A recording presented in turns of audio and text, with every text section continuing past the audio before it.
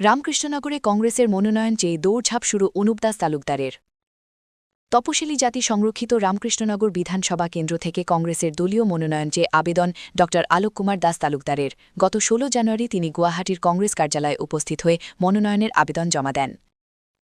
রামকৃষ্ণনগর বিধানসভার রাকেশনগরের বাসিন্দা ড তালুকদার জানান, এই বিধানসভা এলাকার বহু অংশ বিল অধ্যুষিত।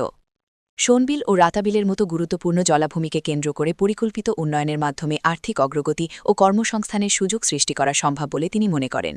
নির্বাচিত হলে বিল ভিত্তিক উন্নয়ন প্রকল্প গ্রহণ করে স্থানীয় মানুষের আয়ের পথ সুগম করার আশ্বাস দেন তিনি।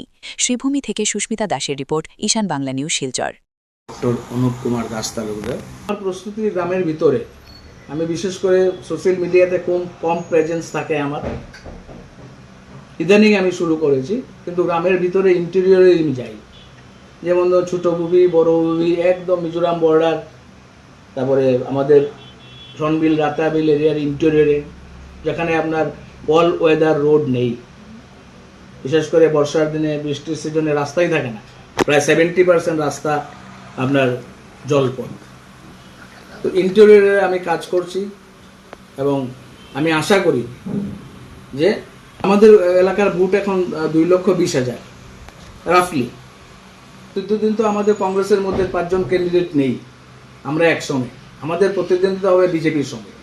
এখন বিজেপি কোন ক্যান্ডিডেট দেবে ওটা তো ওদের ঘরোয়া ব্যাপার। এখন আমাদের দলের ভিতরে কোনো রকম কিছু নেই, আমরা আমাদের একজন ক্যান্ডিডেট পাবে, আমরা মন থেকে সবাই ঠিক করে নিয়েছি। প্রতিদ্বন্দ্বিতা মেনলি বিজেপির সঙ্গে।